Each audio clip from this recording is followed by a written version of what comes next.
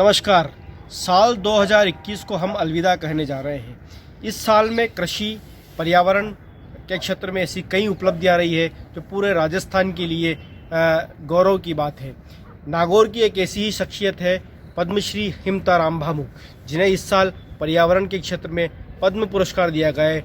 पद्मश्री के पुरस्कार से राष्ट्रपति रामनाथ कोविंद ने उन्हें नवाजा है। आइए बात करते हैं पद्मश्री हिमताराम भामू से कि उन्होंने किस तरह इस मंजिल को हासिल किया, किस तरह से इस पुरस्कार को प्राप्त किया, क्या उनका संघर्ष रहा है।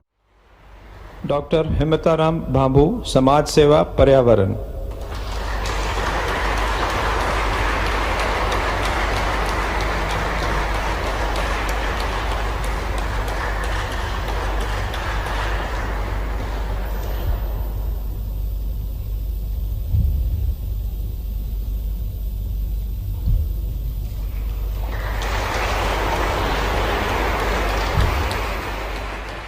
नागौर जिले के हिमताराम भामू को पर्यावरण के क्षेत्र में पद्मश्री सम्मान से इस वर्ष सम्मानित किया गया है।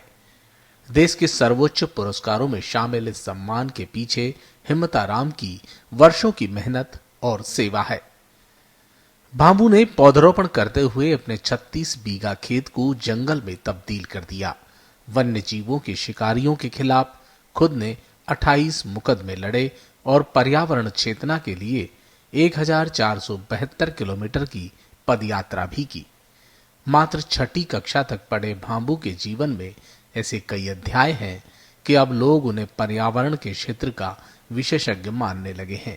आज हमारे साथ है नागौर जिले के पर्यावरण प्रेमी हिमताराम भामू जी। हिमताराम भामू जी को हाल ही में देश का प्रतिष्ठित पद्मश्री पुरस्कार दिया गया है। भामू साहब से हम ये जानना चाहेंगे कि यह सफर किस तरह तय किया, कैसा महसूस कर रहे हैं और किस तरह से ये पुरस्कार हासिल आप कर पाए। भामू जी, क्या महसूस कर रहे हैं, कैसा लग रहा है पर्यावरण पद्मश्री पुरस्कार मिलने के बाद?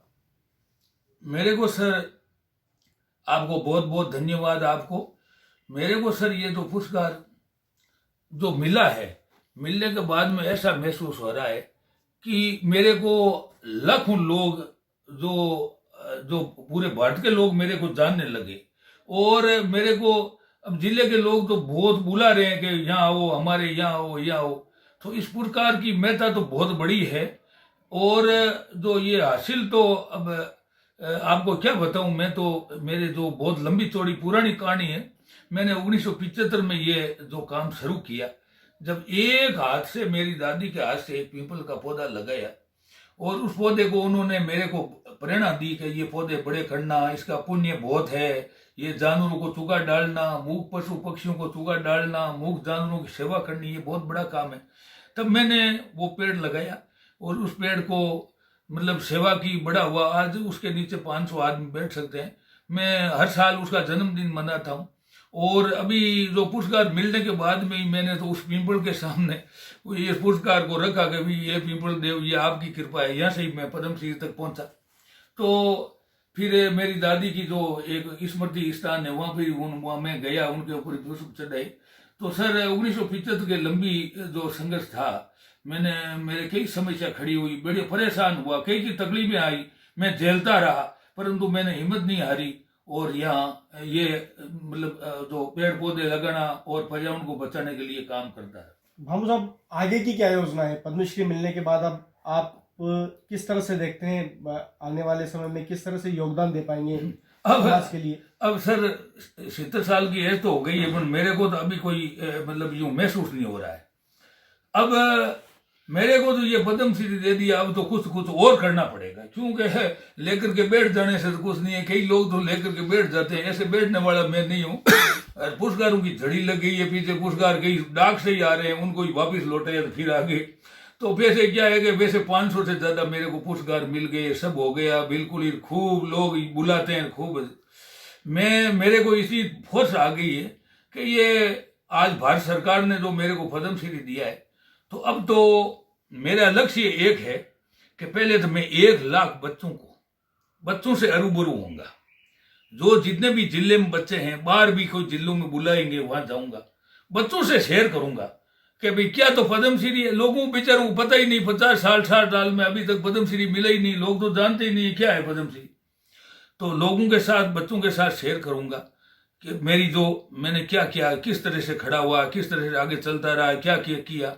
अब बच्चों के लिए तो आज जरूरी हो गए ये काम, बच्चों को बताने के लिए, युवा पीढ़ी को बताने के लिए जरूरी हो गया, क्योंकि अब जो जलवायु परिवर्तन हो रहा है, बड़ी खतरे की घंटी बज रही है, तरह तरह की आपदाएं आ रही है। इस साल भी 19 तूफान आए, एक साल में 19 तूफान कम है। बहुत बड़ी बड़ी स्थिति भयंकर हो रही है, हवा खराब हो रही है, मतलब जो बच्चों के लिए, तो इसलिए इस बच्चों को जागृति पैदा करनी जरूरी है। तो मेरा का ये लक्ष्य है कि इस साल में, मतलब क्या है कि ये इस साल में नहीं तो अगले साल तक, वो 5-6 महीने तक, 6 महीने तक मेरे को 1 लाख बच्चों को प्रतिज्ञा दिलाऊंगा कि जीवन में 70 साल की एज हो तो 70 पेड़ लगा करके बढ़ेगा। जन्म में जब बच्चा जन्मता है उस जन्म के लिए उसका 1 पेड़ लगाए, दूसरी साल दूसरा पेड़, 70 साल तक 70 अगर यदि बच्चा पेड़ लगाएगा तो हर आदमी ऐसे ऐसे पेड़ लगाने शुरू हो जाएंगे। भांबू साहब ऐसा बताते हैं कि आपने काफी वर्षों पहले एक पर्यावरण चेतना को लेकर पदयात्रा निकाली थी, किन जिलों में निकाली, उसका क्या उद्देश्य था, उसमें क्या किया आपने? इसमें उद्देश्य ये था साहब, सर हमने क्या है कि पहले तो सबसे पहले तो हम शुरू हुए हर्ष पर्वत गए, जो शिखर, वहां से क्या है कि हर्ष पर्वत से होते हुए सालासर पहुंचे, सालासर से लाडनू पहुंचे, और लाडनू से नागौर पहुंचे, नागौर से रामदेवरा, और रामदेवरा से नाकोड़ा, और नाकोड़ा से फसराम महादेव से सोंदा माता जालोर, और फिर क्या है कि वो यात्रा तो बहुत लंबी थी। फिर उसके बाद क्या है कि हम एक बार अजमेर गए, और अजमेर से हमने गए जयपुर, और जयपुर से गए भीलवाड़ा, और टोंक होते टोंक से भीलवाड़ा, ऐसे करते हमने क्या है कि लगभग 900 किलोमीटर तो करेक्ट है, होगी ज्यादा, तो ऐसे पद यात्रा निकाली। और उसमें क्या है कि हमने ये था कि भाई पर्यावरण को बचाया जाए, वन्य जीवों को बचाया जाए, जंगलों को बचाया जाए, और वृक्षारोपण किया जाए, ज्यादा से ज्यादा पेड़ लगाए जाए, ये हमारा संदेश था। और हमने जो पट्टिका लिख करके खड़ी थी, और वो हमने बैनर भी लगा रखे थे, और ये जयकारा लगाते हुए गांव से निकल रहे थे। जिले के सुखवासी गांव में बचपन में बुजुर्गों से मिली सीख और पौधरोपण के जुनून ने हिम्मताराम भांबू को पद्मश्री सम्मान तक पहुंचाया है। इससे प्रदेश में पर्यावरण और दूसरे क्षेत्रों में कार्य कर रहे समाज सेवियों में प्रेरणा का संचार होगा। करो वो काम की दुनिया गले लगा के चले, फरिश्ता गुजरे गली से तो सिर झुका के चले। हिम्मताराम भांबू ने ऐसा काम कर दिया है कि आने वाली नस्लें उन्हें याद करेगी, उनके किए काम का अनुसरण करेगी। पत्रिका टीवी के लिए रुद्रेश शर्मा।